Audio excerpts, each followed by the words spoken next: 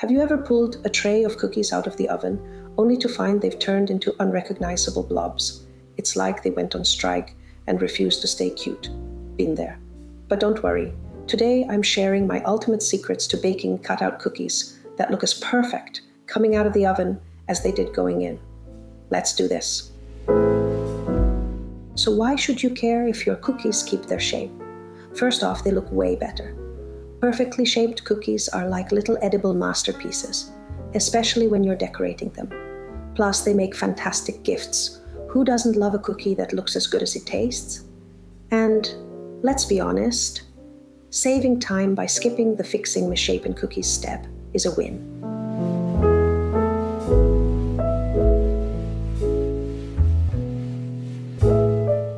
Oh, the drama of baking cutout cookies. If you've tried and ended up with snowmen that look like blobs or hearts that resemble puddles, you're not alone. It's like your cookies decided to have their own party in the oven and forgot to invite their shapes.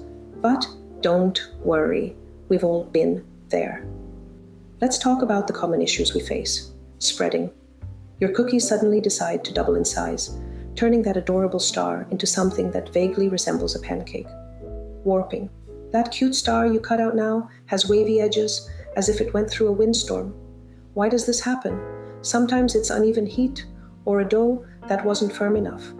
Sticky dough. Rolling it out feels like wrestling with glue. You dust with more flour, but then the dough dries out. A classic baking struggle. Overbaking. Your intricate shapes are now hard little bricks that could probably double as coasters.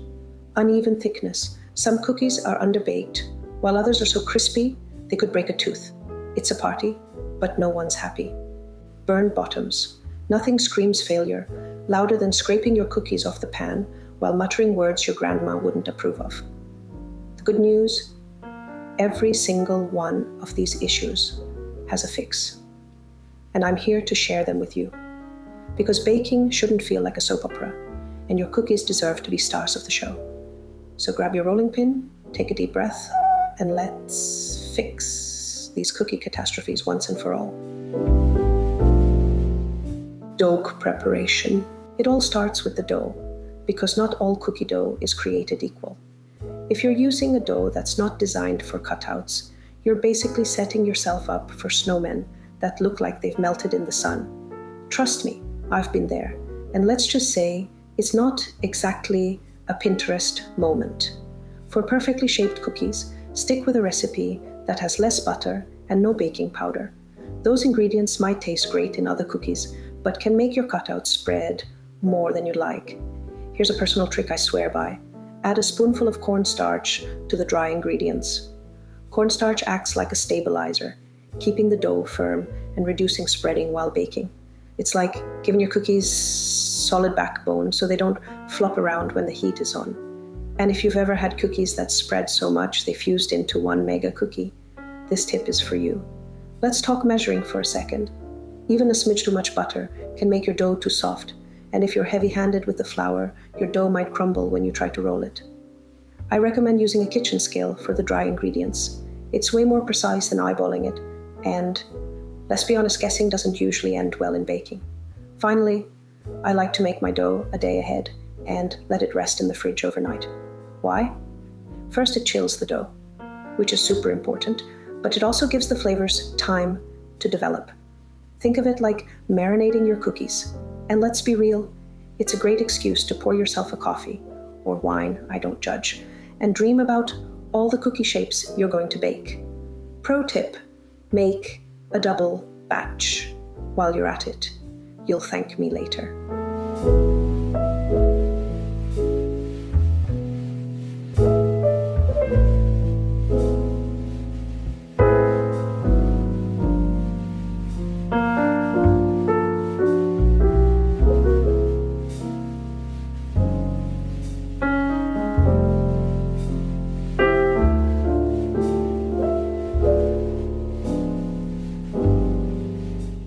Chilling the dough.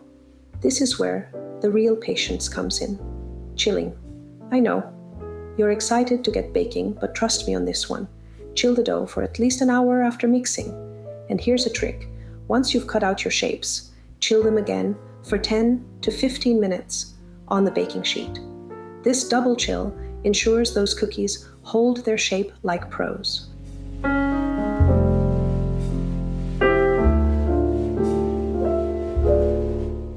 Rolling the dough. Rolling dough can be an art form or a total disaster, kind of like trying to cut your own bangs. We've all seen how that turns out. To get it right, make sure you have all the right tools. Start with an adjustable rolling pin. This ensures you get an even 1/4 inch thickness every time. A silicone baking mat or parchment paper is also a must. It keeps the dough from sticking and saves you from a big cleanup. Don't forget your flour shaker to lightly dust the surface, and a sturdy spatula for handling the rolled dough. Finally, let the dough sit out for about 10 minutes after chilling. It's too firm to roll straight out of the fridge. With these tools and a little patience, you'll have smooth, even dough that's a dream to work with, and spherical cutouts. This part can feel like surgery. Use a cake spatula or a pancake turner to gently lift the shapes onto your baking sheet. Don't stretch them out or handle them too much. Warm dough is your enemy when it comes to keeping perfect shapes. I'll leave links to all these tools in the description below, so you can check them out and get your baking station fully stocked.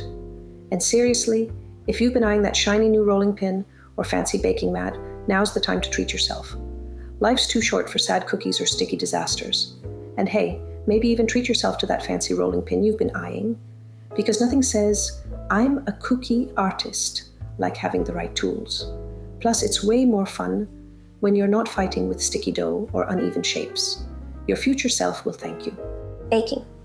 Okay, now, the moment of truth, baking. Always bake 1 tray at a time, right in the center of the oven. This gives the cookies even heat. And please, do yourself a favor and invest in an oven thermometer. Your oven might be lying to you about its temperature. Finally, bake cookies of similar sizes together. Nobody wants a giant cookie bullying the tiny ones for oven space. Let's keep it fair, people. Bonus tip, lighter baking sheets bake more evenly. Darker ones can overdo it on the bottom. Baking. Okay, now, the moment of truth, baking. Always bake 1 tray at a time, right in the center of the oven. This gives the cookies even heat. And please, do yourself a favor and invest in an oven thermometer.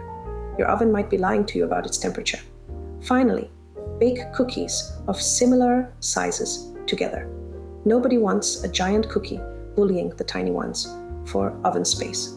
Let's keep it fair, people. Bonus tip, lighter baking sheets bake more evenly. Darker ones can overdo it on the bottom. There you have it, my tried and true tips for perfectly shaped cutout cookies. Now it's your turn to give them a try. Trust me, these tips can transform your cookie game.